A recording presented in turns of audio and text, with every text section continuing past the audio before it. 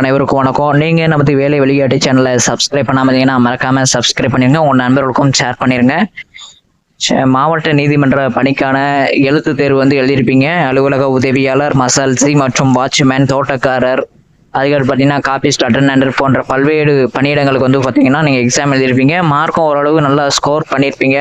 விரைவில் பார்த்தீங்க அப்படின்னா இன்னும் ஒரு 10 daysல உங்களுக்கு லிஸ்ட்டு வர்றதுக்கான வாய்ப்பு அதிகமாக இருக்குது. அந்த லிஸ்ட்டு வெளியிட்ட உடனே பார்த்தீங்க அப்படின்னா உங்களுக்கு கூடிய விரைவில் இந்த ப்ராக்டிக்கல் டெஸ்ட் வைப்பாங்க. எங்கே வைப்பாங்க அப்படின்னு பார்த்தீங்க அப்படின்னா சென்னையில் உங்களுக்கு அந்த ப்ராக்டிக்கல் டெஸ்ட் வைப்பாங்க.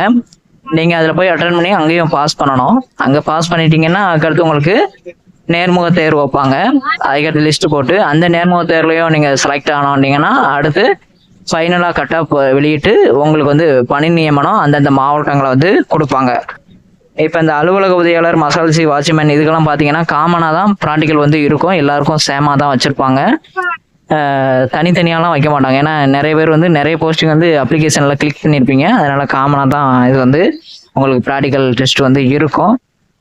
இதில் அதிகமாக முக்கியத்துவம் யாருக்கு அதிகம் கொடுக்குறாங்க அப்படின்னா விடோ கேட்டகரி, அதுக்கடுத்து பார்த்தீங்கன்னா பிசிக்கல் சேலஞ்சு பர்சன், அதுக்கடுத்து பார்த்தீங்கன்னா தமிழ் வழி பிஎஸ்டிஎம் உள்ளவங்களுக்கும், அதுக்கப்புறத்து பார்த்தீங்கன்னா முதல் தலைமுறை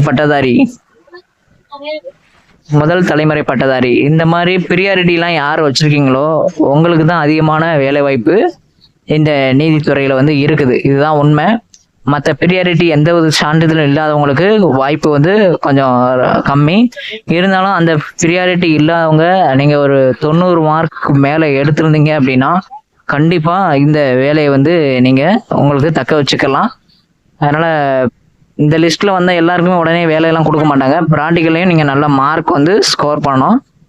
ப்ராக்டிக்கலாக நல்ல மார்க்ஸ் பண்ணி, நேர்முக தேர்வுலையும் நல்ல மார்க்ஸ் பண்ணி 3 மார்க்கையும் எழுத்து மற்றும் செய்முறை மற்றும் நேர்முக தேர்வு இந்த 3க்குள்ள மார்க்கையும் கால்குலேட் பண்ணிட்டு தான் உங்களுக்கு ஃபைனல் கட்-ஆஃப் வெளியிட்டு செலெக்ஷன் லிஸ்ட் வெளியிடுவாங்க. அதனால் ப்ராக்டிக்கலை ரொம்ப கவனமாக பண்ணுங்க. சரிங்களா? கூடிய விரைவில் பார்த்தீங்கன்னா உங்களுக்கு இந்த லிஸ்ட் வெளியிட்டுருவாங்க. சிலர் கேட்கலாம், சார் சில சர்டிஃபிகேட் எங்கிட்ட இருக்குது, அதை நாங்கள் அடுத்து கொடுத்துக்கலாமா அப்படின்னா நீங்கள் அடுத்து நேர்முக தேர்வில் அடிஷ்னலாக காமிச்சுக்கலாம். அதனால் பயம் இல்லை. சார் இதில் நான் வாங்கிட்டேன் சர்டிஃபிகேட்டு, ஆனால் டாக்குமெண்ட் அப்லோட் பண்ணலை சார் அப்படின்னாலும் பிரச்சனை இல்லை. நீங்கள் ப்ராக்டிக்கல்லாம் முடித்து செலக்ட் ஆகிட்டு நேர்முக தேர்வு போகும்போது நீங்கள் இந்த அடிஷ்னல் சர்டிஃபிகேட்டு எக்ஸ்ட்ரா ஆக்டிவிட்டீஸ் இருந்துச்சு அப்படின்னா நீங்கள் அதை அங்கே காமிச்சுக்கலாம். சரிங்களா? அதுக்கு ஒரு வாய்ப்பு கொடுக்க தான் செய்வாங்க, கொடுக்காமலாம் இருக்க மாட்டாங்க.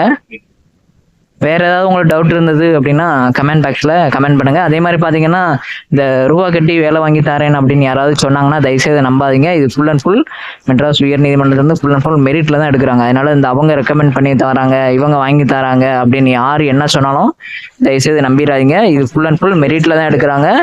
அதனால் ரொம்ப கவனமாக செயல்படுங்க. நன்றி, வணக்கம்.